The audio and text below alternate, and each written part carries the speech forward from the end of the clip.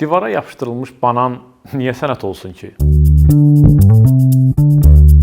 Konseptual sənətlə tanışlıq üçün məncə biraz əvvələ bu Sophie Calle-ın işlərinə müraciət etmək pis olmaz.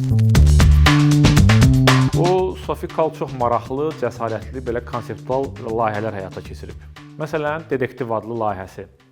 Bu layihədə anasından xahiş eləyir ki, bir dedektiv tutub onu izlətdirsin, kənardan hər bir hərəkətini qeydə aldırsın və dedektivin də heç xəbəri olmur ki, Calle-ın özünün bundan xəbəri var. Sonradan Sophie onu izləyən dedektivin çəkdiyi fotoları və yazdığı raportu öz sərgisində təqdim eləyir. Kaliforniyaya səyahət adlanan bir dənə də işi var, o da çox maraqlıdır. Bir fanatı Sophie-yə məktub yazır ki, depressiyadayam, ən böyük arzum da sənin çarpayında yatmaqdır.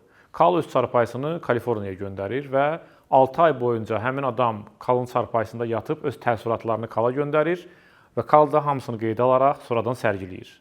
Başqa bir maraqlı işi də var, adres dəftəri adlanır.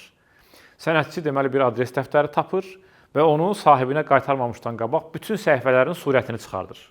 Sonra siyahıdakı bütün nömrələrə zəng vurub soruşur ki, bir-bir bu adres dəftərinin sahibini mənim üçün təsvir eləyin. Cavablara əsasən dəftər sahibinin portretini, belə demək olarsa fotorobotunu hazırlayıb çıxarır və sərgiləyir.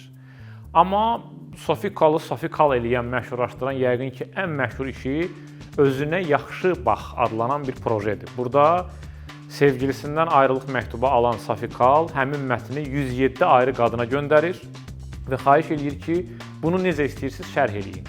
Şair bu məktuba şeir yazsın, rəqqas bununla rəqs eləsin, bəstəkar mahnı bəstələsin, onunla selfie çəkdirin, nə bilim, onu mənim üçün anlamağa çalışın.